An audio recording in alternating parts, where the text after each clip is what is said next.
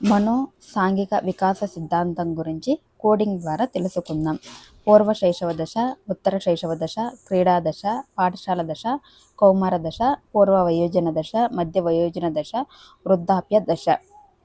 ఈ 8 దశలను ఏ విధంగా గుర్తుపెట్టుకోవచ్చో కోడింగ్ ద్వారా చూద్దాం.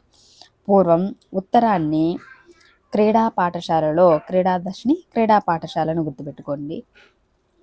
పూర్వం ఉత్తరాన్ని క్రీడా పాఠశాలలోని కౌమారులు ఎవరెవరికి రాసేవాళ్ళంటే పూర్వ వయోజనులకు, మధ్య వయోజనులకు, వృద్ధాప్యులకు రాసేవాళ్ళు. పూర్వం ఉత్తరాన్ని క్రీడా పాఠశాలలోని కౌమారులు పూర్వ వయోజనులకు, మధ్య వయోజనులకు, వృద్ధాప్యులకు రాసేవాళ్ళు. వయోపరిమితి 0 నుంచి 1 పూర్వ శైశవ దశ, 1 నుంచి 3 వరకు ఉత్తర శైశవ దశ, క్రీడా దశ 3 నుంచి 5 వరకే. ఇక్కడ ఎక్కువ పిల్లలు ఆడుతూ ఉంటారు కాబట్టి ఈ క్రీడా దశను బాగా గుర్తుపెట్టుకోవచ్చు. 3 సంవత్సరాల నుంచి 5 సంవత్సరాల వరకే.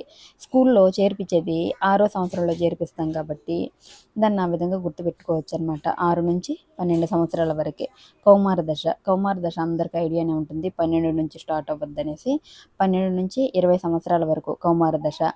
పూర్వ వయోజన దశ 20 నుంచి 30, మధ్య వయోజన దశ 30 నుంచి 60, వృద్ధాప్య దశ 60+.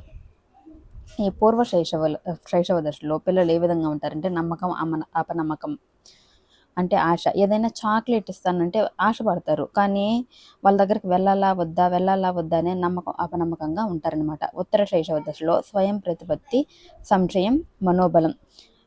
వాళ్ళు చైర్లు లాగడం, స్వయంగా వాళ్ళే చేసుకుంటుంటారనమాట పనులు. చిన్న చిన్న పనులన్నీ వాళ్ళే, చిన్న వాళ్ళకి సంబంధించిన పనులు వాళ్ళు చేసుకుంటారు. అది స్వయం ప్రతిపత్తి.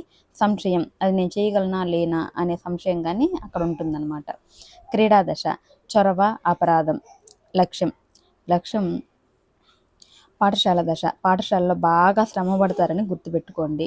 శ్రమశీలత, ఆత్మన్యూనత, సామర్థ్యం. ఎక్కడ సామర్థ్యాన్ని చూపిస్తారంటే పాఠశాలలో తమ సామర్థ్యాన్ని చూపిస్తారని గుర్తుపెట్టుకోవచ్చు. కౌమార దశ పాత్ర గుర్తింపు, పాత్ర సంసిగ్ధత, విశ్వసనీయత. ఎవరైనా కౌమారుల్లో వాళ్ళ పాత్ర గుర్తింపు, పాత్ర సందిగ్ధతలో ఉంటారు, తదాత్మీకరణలో ఉంటారు కౌమారులు. విశ్వసనీయత, వాళ్ళ మీద వాళ్ళకి ఎక్కువ నమ్మకం ఉంటుందన్నమాట. పూర్వ వయోజన దశ సన్నిహితం, ఏకాంతం, ప్రేమ. 20 నుంచి 30 సంవత్సరాలలో ఉండేవాళ్ళు చాలా వరకు సన్నిహితంగా ఉండాలనుకుంటారు, ఏకాంతంగా ఉండాలనుకుంటారు, ప్రేమను చూపిస్తూ ఉంటారనమాట.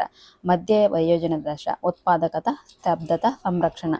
ఇక్కడ పిల్లల్ని కనడం అనేది జరుగుతూ ఉంటుంది, వాళ్ళని సంరక్షించడము అవి జరుగుతూ ఉంటుందన్నమాట. వృద్ధాప్య దశ సమైక్యత, నిరాశ. ఇంకా అన్నీ అయిపోయిన తర్వాత నిరాశే కదా, సూక్ష్మ బుద్ధి. ప్రతి ఒక్కటి సూక్ష్మంగా ఆలోచించడం జరుగుతుంది. లైక్ చేయండి, సబ్స్క్రైబ్ చేయండి.